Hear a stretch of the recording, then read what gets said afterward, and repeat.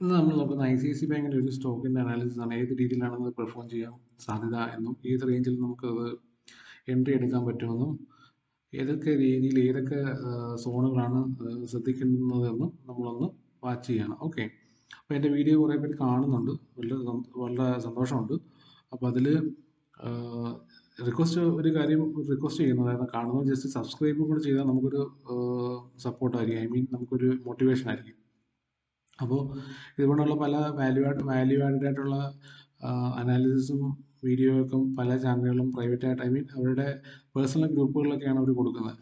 അപ്പോൾ നമ്മളിത് പബ്ലിക് ഡൊമൈനിൽ പബ്ലിക്കായിട്ടൊരു ചാനൽ ചെയ്യുന്നെന്ന് പറഞ്ഞാൽ ആരെങ്കിലും ഉപകാരപ്പെടുന്നുണ്ടെങ്കിൽ അത് ഉപകാരപ്പെടട്ടെ. മാത്രമല്ല, ഇൻഡിപെൻഡൻ്റ് ആയിട്ട് ഓരോ വ്യക്തിക്കും ട്രേഡ് എടുക്കാനായിട്ട് അവർക്ക് കഴിയണം. ആ സ്റ്റഡീസിന് ശേഷം അവർക്ക് സ്വന്തമായിട്ട് ഡിസിഷൻ എടുക്കാനായിട്ട് പറ്റണം. അപ്പോൾ അങ്ങനെയുള്ള ആൾക്കാർ ഉണ്ടായിക്കഴിഞ്ഞാൽ ഈ ഫിനാൻഷ്യൽ ഫ്രോഡ് ഇഷ്യൂസിൽ നിന്നൊക്കെ, അതായത് ആരെങ്കിലും പറഞ്ഞിട്ട് ട്രേഡ് എടുക്കുമ്പോൾ അവിടെ നിന്ന് എടുത്തതിന് ശേഷം അത് ഓപ്പോസിറ്റ് ഡയറക്ഷനിലൊക്കെ പോകുമ്പോൾ പാനിക്കാവുന്നതെന്ന് വെച്ചാൽ താഴേക്ക് പോകും. അതല്ലെങ്കിൽ എവിടെ വരെ വരുമെന്നെങ്കിലും മനസ്സിലാക്കാനോ, അല്ലെങ്കിൽ അത് എങ്ങനെയാണ് അതിനകത്ത് കറക്റ്റ് ചെയ്യാൻ പറ്റുക എന്നുള്ളത്, എവിടെ എക്സിറ്റ് ചെയ്യണം എന്നുള്ളതും മനസ്സിലായി, സ്റ്റോപ്പ് ലോസ് എവിടെ മെയിൻറ്റെയിൻ ചെയ്യണം എന്നൊക്കെ ഉള്ളത് കൃത്യമായിട്ടൊന്ന് ഒരു വ്യക്തിപരമായിട്ട് ഓരോ ആൾക്കാർക്ക് മനസ്സിലാക്കാനുള്ളൊരു ചാൻസാണ് നമ്മളിതിനകത്ത് ചെയ്യുന്നത്.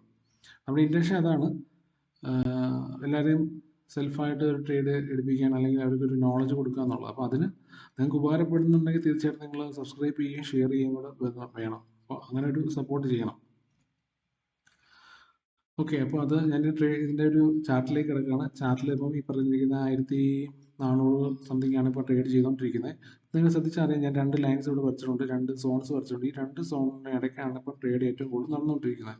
2024 ഓഗസ്റ്റ് തൊട്ട് 2026 ഇന്നേ ദിവസം വരെ ഈ പറഞ്ഞ ട്രേഡ് നടന്നുകൊണ്ടിരിക്കുന്നത്. അപ്പോൾ നമ്മൾ എന്താ ചെയ്യേണ്ടതെന്ന് വെച്ചാൽ, എന്താണ് മനസ്സിലാക്കേണ്ടത്, ഈ 2 സോണിലും എന്താണ് നടക്കുന്നതെന്ന് നോക്കുക. എന്ത് പ്രൈസ് ആക്ഷനാണ് നടക്കുന്നത്, അതനുസരിച്ചായിരിക്കും അടുത്ത ട്രേഡ് എക്സിക്യൂട്ട് ആയിട്ട് വരുന്നത്.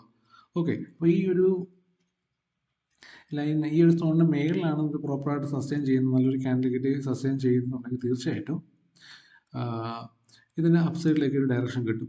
നിഫ്റ്റിയുടെ മൊമെൻറ്റും കൂടെ സപ്പോർട്ടീവ് ആണെങ്കിൽ തീർച്ചയായിട്ടും വലിയ കൺസോൾട്ടേഷനൊന്നും കൂടാതെ തന്നെ മുകളിലേക്ക് നല്ലൊരു മൊമെൻറ്റം കിട്ടും.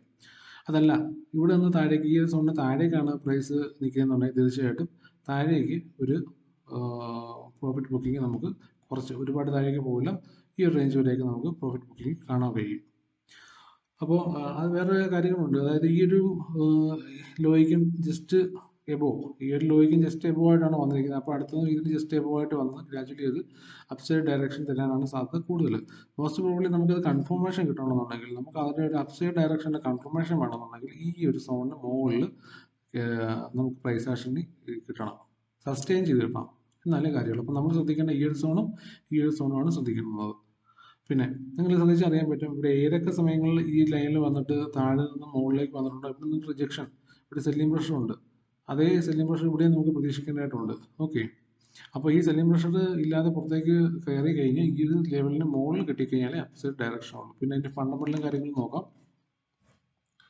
നിങ്ങൾക്ക് ഇതിൻ്റെ ഫണ്ടമെന്റൽ നോക്കുമ്പോൾ അതിൻ്റെ profit and loss statement just ഒന്ന് കാണാം, സമ്മറി കാണാം. അതായത് പ്രോഫിറ്റ് ആൻഡ് ലോസ് സമ്മറി എന്ന് പറയുമ്പോൾ നിങ്ങൾക്ക് ഇയർ ഓൺ ഇയർ ആണ് കൊടുത്തിരിക്കുന്നത്. ഇയർ ഓൺ ഇയറിൽ 2024 46,000 81 CR ആണെന്നുണ്ടെങ്കിൽ അതായത് 54,000 ആയിരുന്നു, അടുത്ത 57,000. അപ്പം that means year on year അവരുടെ പ്രോഫിറ്റ് ഇൻക്രീസ് ചെയ്തുകൊണ്ടിരിക്കുകയാണ്. അതുപോലെ തന്നെ അതിൻ്റെ ബാലൻസ് ഷീറ്റ് നോക്കിക്കഴിഞ്ഞാൽ നമുക്ക് അറിയാൻ പറ്റും, ഇയർ ഓൺ ഇയർ അവരുടെ ടോട്ടൽ അസറ്റിൻ്റെ റേഞ്ച് കൂടിക്കൊണ്ടിരിക്കുകയാണ്, അത്യാവശ്യം നല്ല രീതിയിൽ റേഞ്ച് കൂടുന്നു. അപ്പോൾ ദാറ്റ് മീൻസ് ഒരു പവർ സ്റ്റോക്കായിട്ട് തന്നെ നമുക്ക് ആക്ട് ചെയ്ത് ഗ്രാജുവലി ഇത് നല്ലൊരു വെൽത്ത് ക്രിയേഷനിലേക്ക് ഇത് പോകാനായിട്ട് സാധ്യത ഉണ്ട്. അപ്പോൾ ആ ഒരു പൊട്ടൻഷ്യലിനെ മുൻനിർത്തിക്കൊണ്ട് നമുക്ക് വേണമെന്നുണ്ടെങ്കിൽ ഇത് പ്രോപ്പറായിട്ടുള്ള എൻട്രി സ്ഥലത്ത്, എൻട്രി ഏരിയ വരുമ്പോൾ നമുക്ക് എൻട്രി എടുക്കാവുന്നതാണ്. എൻട്രി എടുത്ത് ഗ്രാജുവലി അത് ബൈ ചെയ്ത് ഒരു ലോങ് ടൈമിലേക്ക് ഒരു പ്ലാൻ ചെയ്ത് ചെയ്യാവുന്നതാണ്. ഓക്കെ, അപ്പോൾ ജസ്റ്റ് നിങ്ങളെ വീഡിയോ ഒന്ന് സപ്പോർട്ട് ചെയ്യുക. ഇതുകൊണ്ടുള്ള അനാലിസിസും കാര്യങ്ങളൊക്കെ ഏതൊക്കെ റേഞ്ചിൽ നമുക്ക് എൻട്രി എടുക്കാൻ പറ്റും അങ്ങനെയൊക്കെയുള്ള ഒരു ഡീറ്റെയിൽ അനാലിസിസ് ആയിട്ട് നമ്മൾ കണ്ടിന്യൂസ് ആയിട്ട് വീഡിയോ ഇടുന്നതാണ്. അത് ആർക്കെങ്കിലുമൊക്കെ ഉപകാരപ്പെടും എന്നുള്ളത് അറിയാം. അത് ഉപകാരപ്പെടുന്നവർ നമുക്ക് അല്ലാതെ തന്നെ നമുക്കല്ലാതെ ഗ്രൂപ്പും കാര്യങ്ങളൊക്കെ അതിനകത്ത് അവർ നോർമൽ ഗ്രൂപ്പൊക്കെയാണ്, അതിനകത്ത് അവർ അതിനകത്തുള്ള റിപ്ലൈയും കാര്യങ്ങളൊക്കെ ഇട്ട് തരുന്നുണ്ട്. അപ്പോൾ ഒരാൾക്കെങ്കിൽ ഒരാൾക്ക് ഉപകാരപ്പെടട്ടെ. അപ്പം ഉപകാരപ്പെടുന്നവർ തീർച്ചയായിട്ടും സബ്സ്ക്രൈബ് ചെയ്യുക, സപ്പോർട്ട് ചെയ്യുക. ഓക്കെ.